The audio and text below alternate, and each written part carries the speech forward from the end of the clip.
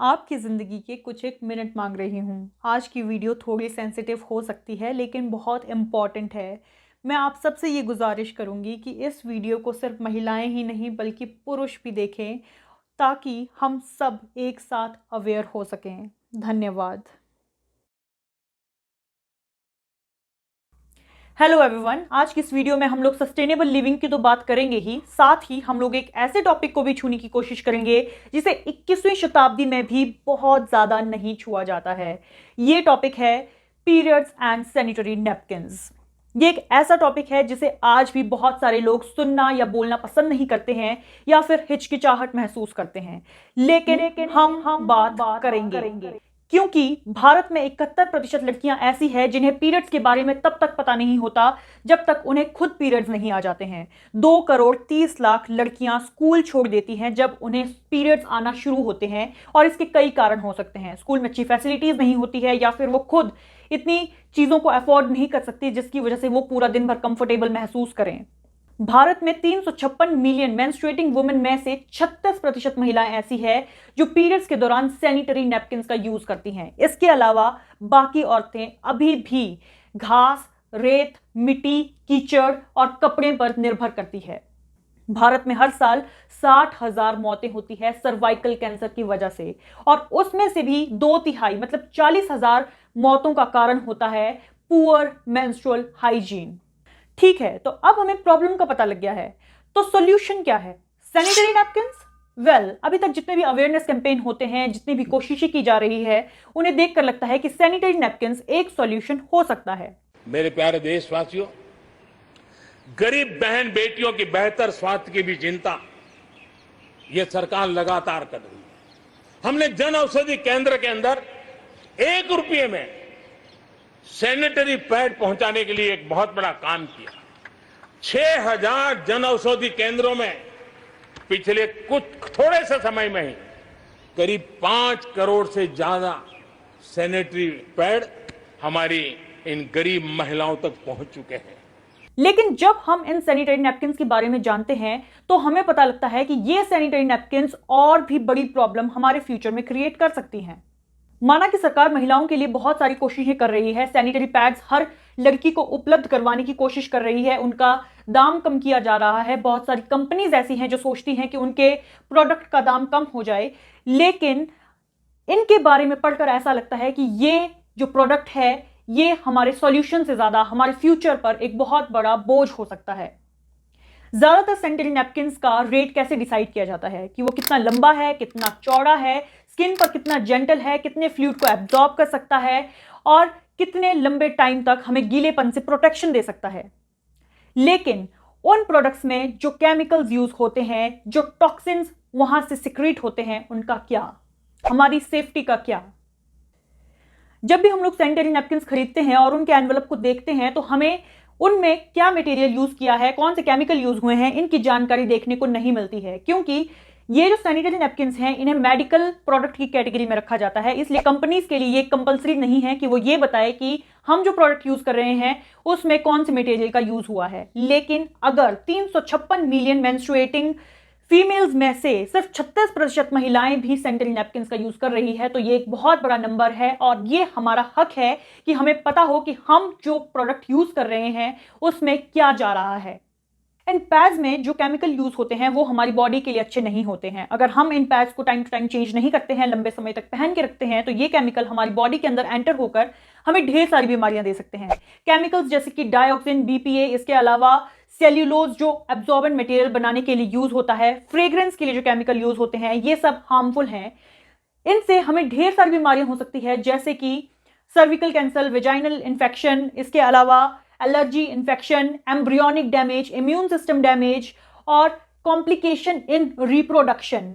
इसके साथ साथ बहुत सारी अलग अलग तरह की बीमारियां।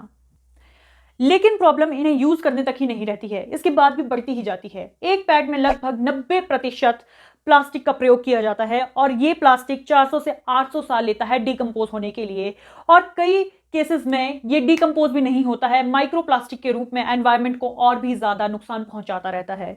अगर हम इन्हें अच्छे से डिकम्पोज नहीं करते हैं, अच्छे से रैप करके कचरे वाले को नहीं देते हैं, गीले कचरे के साथ मिक्स कर देते हैं, तो हमारे जो वेस्ट वर्कर हैं उनके डायरेक्ट कांटेक्ट में आकर ये उन्हें प्रॉब्लम दे सकता है। बहुत सारे आवारा जानवर ऐसे हैं जो कचरे में मुंह मारते हैं, उनके कांटेक्ट में आकर उन्हें प्रॉब्लम दे सकता है। अगर हम इन्हें टॉयलेट में फेंक देते हैं ऐसे ही, या फिर नदी नालों के आसपास फेंक देते हैं, तो वो मरीन लाइफ को भी डिस्टर्ब करता है और वापस घूम फिर कर हमारी बॉडी के अंदर ही एंटर हो जाता है।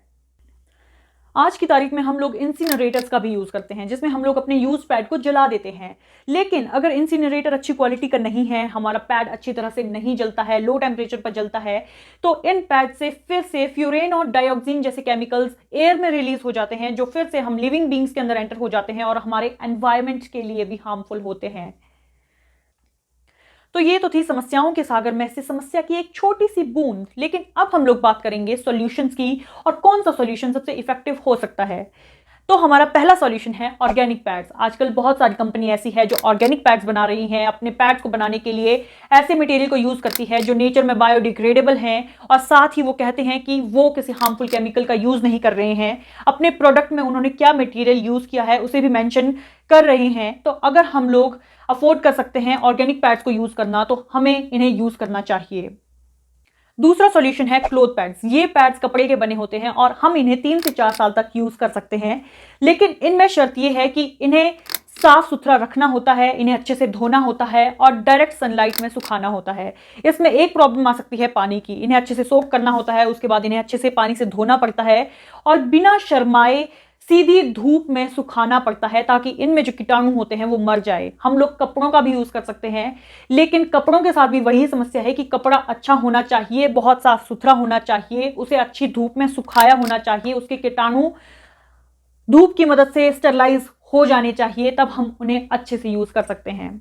आजकल भारत में टेम्पोन्स का यूज भी बढ़ता जा रहा है। टेम्पोन्स को हम लोग अपनी बॉडी के अंदर इंसर्ट करते हैं, ये हमारे ब्लड को एब्सॉर्ब करती है, और टेम्पोन्स को यूज करने से हम लोग ऐसी बहुत सारी एक्टिविटीज कर सकते हैं और कंफर्टेबल फील कर सकते हैं, जो शायद हम लोग सैनिटरी नैपकिन्स को पहनकर ना कर सके। लेकिन टेम्पोन्स एक अच्छा सॉल्यूशन नहीं माना जा सकता है, क्योंकि अगर ये लंबे समय तक हमारी बॉडी के अंदर रहते हैं, हम इन्हें चेंज करना भूल जाते हैं, तो इनके अंदर जो केमिकल होते हैं वो हमारी बॉडी के डायरेक्ट कॉन्टैक्ट में है, और इनके साथ हमें डिफरेंट तरह की बीमारियां तो हो सकती है, साथ ही हमें टॉक्सिक शॉक सिंड्रोम भी हो जाता है। टॉक्सिक शॉक सिंड्रोम एक बैक्टीरियल इन्फेक्शन है जो हमारी शरीर के लिए जानलेवा तक हो सकता है। तो अब हम लोग एक ऐसे सॉल्यूशन के बारे में बात करेंगे जिसे आज की डेट में इको फ्रेंडली, हेल्थ फ्रेंडली और बजट फ्रेंडली भी माना जाता है। ये सॉल्यूशन है हमारे मेंस्ट्रुअल कप्स। ये कप्स मेडिकल ग्रेड सिलिकॉन या फिर रबड़ के बने हुए होते हैं, और इन्हें हमें अपनी बॉडी के अंदर इंसर्ट करना होता है। ये ब्लड को कलेक्ट करते हैं, हम इन्हें अपनी बॉडी से निकालते हैं, इन्हें ब्लड को रिमूव करते हैं, धोते हैं, फिर से री इंसर्ट कर सकते हैं। इनके lifetime company to company differ करता है, लेकिन यूजुअली कहते हैं कि ये 8 से 10 साल तक चल सकते हैं। हम इन्हें 8 से 10 साल तक री यूज कर सकते हैं। इसी के साथ साथ एक महिला पूरी उम्र में 11,000 से लेकर 17,000 तक सैनिटरी नैपकिन यूज करती है। उसकी जगह अगर हम लोग अपने मेंस्ट्रुअल कप को देते हैं, तो ये हमारे लिए एक बहुत अच्छी चीज हो सकती है। इनका दाम 500 से लेकर 2,000 तक हो सकता है, जो सुनने में बहुत ज्यादा लग रहा है, लेकिन अगर हम लोग अपने एक साइकिल में जितना पैसा खर्च करते हैं उसे हम लोग अपने अगले 10 सालों से गुणा कर दें, तो हमारा जो मेंस्ट्रुअल कप है उसका दाम बहुत ही कम है। मैंने अपने उन दोस्तों से भी बात की जो मेंस्ट्रुअल कप का यूज करते हैं, तो उनका मानना है कि एक बार मेंस्ट्रुअल कप यूज करने के बाद अब वो अपने दूसरे प्रोडक्ट्स को यूज नहीं करना चाहते हैं। शुरू में कुछ दिक्कतें आती है, लेकिन एक बार जब ये प्रोसेस समझ आ जाती है तो मेंस्ट्रुअल कप को यूज करने के अलावा वो अब किसी और चीज को देखना पसंद नहीं करते हैं। अगर आप बहुत यंग हैं, आपको अभी अभी पीरियड्स आना शुरू हुए हैं, तो आप ऑर्गेनिक पैड या क्लोथ पैड यूज कर सकते हैं। इसके अलावा अगर आपको कोई वेजाइनल इन्फेक्शन है, फंगल इन्फेक्शन है, तो आप इन प्रोडक्ट्स को यूज करने से पहले एक बार अपने गायनेक से जरूर कंसल्ट कर ले कि आपको ये प्रोडक्ट यूज करना चाहिए या नहीं करना चाहिए।